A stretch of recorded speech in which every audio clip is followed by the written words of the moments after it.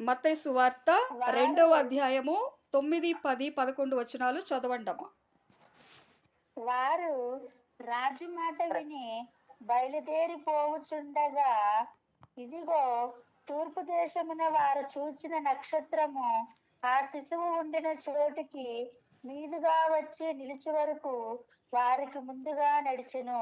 వారు ఆ నక్షత్రమును చూచి అత్యానందభరితులై ఇంటిలోనికి వచ్చి తల్లి అయిన మరియను ఆ శిశువును చూచి సాగిలపడి ఆయనను పూజించి తమ పెట్టెలు విప్పి బంగారమును సాంబ్రాణిని బోళమును కానుకలుగా ఆయనకు సమర్పించిరి. ఆమెన్. పరిశుద్ధ వాక్యము దేవుడు దీవించునుగాక. దేవుని బిడ్డలారా, మనము ఈరోజు వాక్య ధ్యానముగా క్రిస్మస్ సందేశముగా మనము మత్తయి సువార్త 2వ అధ్యాయంలో 9, 10, 11 వచనాలు మనము ధ్యానము చేస్తున్నాము. వారు రాజు మాట విని బయలుదేరి పోవుచుండగా, ఇదిగో తూర్పు దేశమున వారు చూచిన నక్షత్రము ఆ శిశువు ఉండిన చోటికి మీదుగా వచ్చి నిలుచు వరకు వారికి ముందుగా నడిచెను. దేవుని బిడ్డలారా, వారు రాజు మాట విని బయలుదేరిపోవచ్చుండగా ఏమైంది? పోవుచుండగా ఇదిగో తూర్పు దేశమున వారు చూచిన నక్షత్రము. రాజు ఇచ్చిన ఆజ్ఞ మేరకు వాళ్ళు ఏం చేస్తున్నారు? వారు వెళ్ళిపోతున్నారు. పోవుచుండగా ఇదిగో తూర్పు దేశమున వారు చూచిన నక్షత్రము ఆ శిశువు ఉండిన చోటికి మీదుగా వచ్చి నిలుచు వరకు వారికి ముందుగా నడిచెను. దేవుని బిడ్డలారా, ఏ రాజు మాట విని నువ్వు వెళ్ళిపోతున్నావు? మీ ప్రయాణము ఎటు కొనసాగిస్తున్నారు? ఏ రాజుకు మీరు ఇంపార్టెంట్ ఇచ్చి వారి ఆజ్ఞలకు భయపడి మీరు వెళ్ళిపోతున్నారో, మీ కొరకు ఒక రాజు పుట్టాడని మీకు తెలుసా? మీ కొరకు రాజు పుట్టాడు. ఆ రాజు ఇహలోక సంబంధమైన రాజు అయితే కాదు, ఇహలోకానికి పరలోకానికి కూడా మార్గము ఏర్పాటు చేసే రాజు. ఆ రాజును చూడకుండా మీరు ఎక్కడికి వెళుతున్నారు? ఎవరి ఆజ్ఞకు మీరు భయపడుతున్నారు? దేవుని బిడ్డలారా, గమనించండి. వీరు ఇక్కడ మనం చూస్తున్నాం కదా, 9వ వచనంలో వారు రాజు మాట విని బయలుదేరిపోవచ్చుండగా, రాజు మాట విని వాళ్ళు బయలుదేరిపోతున్నారు.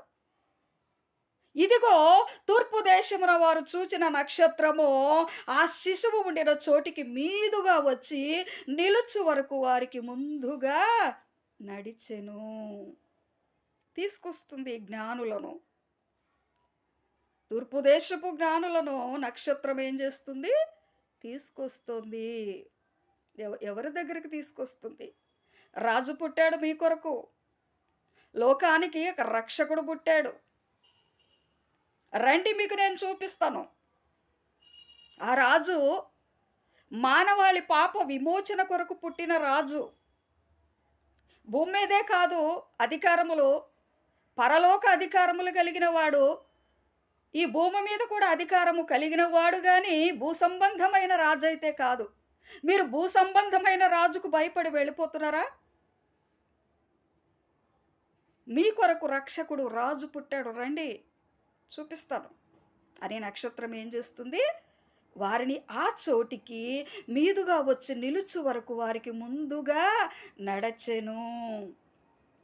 10వ వచనంలో వారు ఆ నక్షత్రమును చూచి అత్యానంద భరితులై ఇంటిలోనికి వచ్చి తల్లి అయిన మరియను ఆ శిశువును చూచి సాగిలపడి ఆయనను పూజించి తమ పెట్టెలు విప్పి బంగారమును సాంబ్రాణిని బోళమును కానుకలుగా ఆయనకు సమర్పించిరి.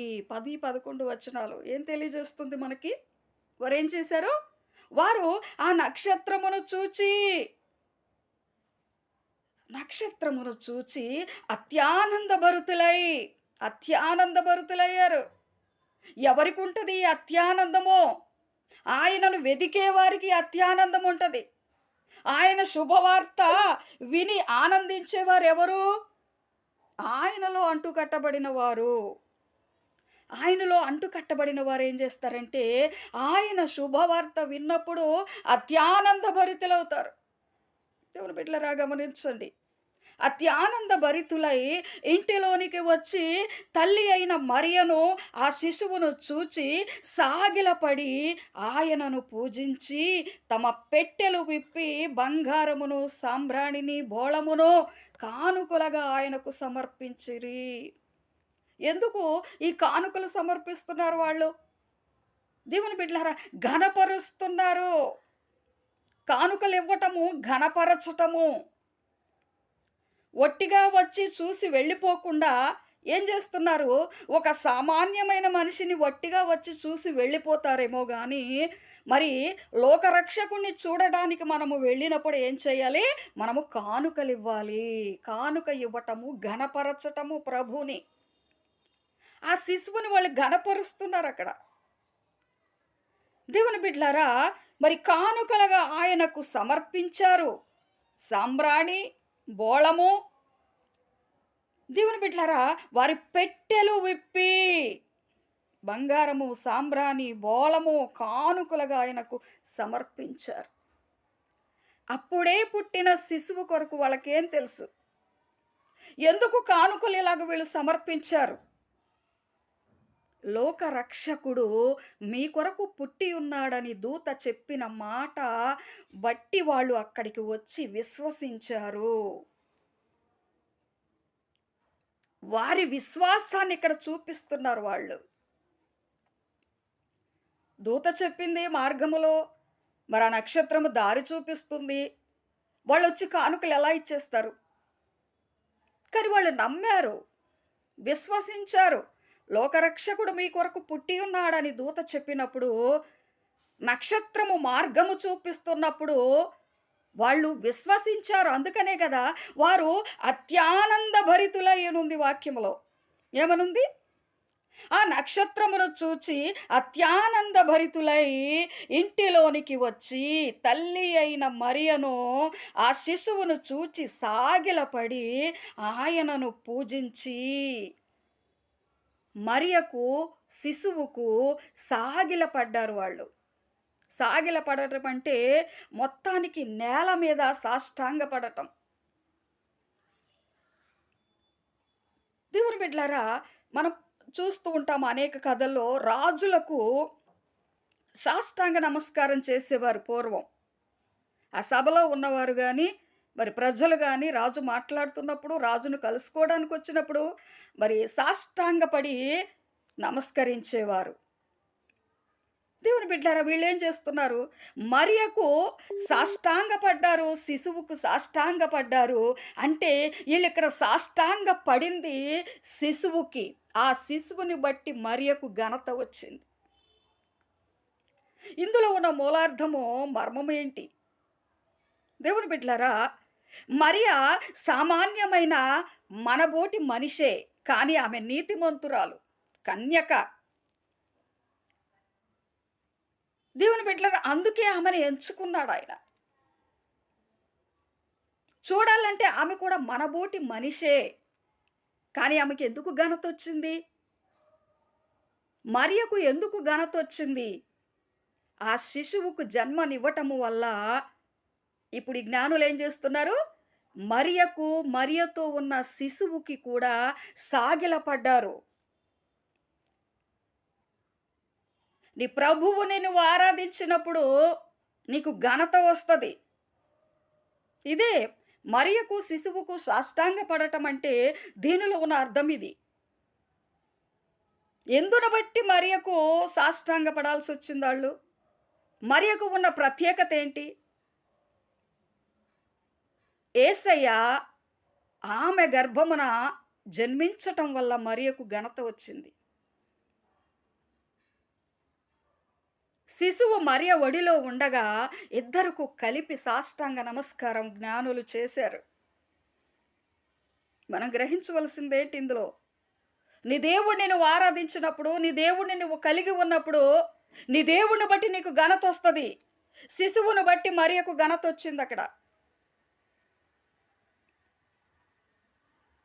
మరి యేసయ్య మరియకు మరి ఇంకా నువ్వు జన్మించక ముందు మరియకి ఎవరన్నా సాష్టాంగ నమస్కారం చేశారా?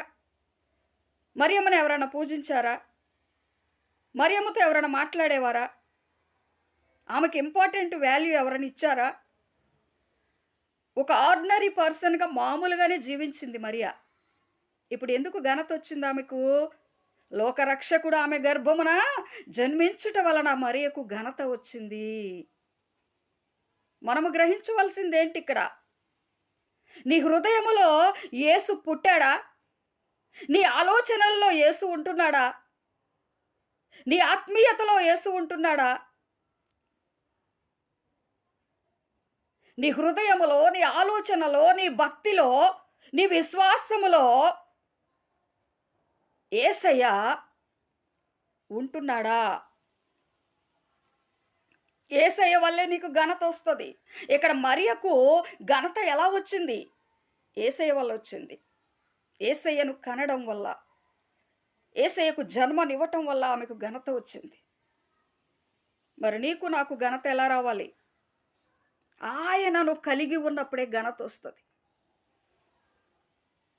ఘనత మనకి ఇవ్వాలంటే అది ఆయన చేతుల్లో ఉంది. లోకానుసారంగా మనకి ఘనత రాదు. ఒకరిని ఘనపరచాలన్నా, తగ్గించాలన్నా ఆయన చేతిలో ఉంది. ఆయన వైపు చూడాలి.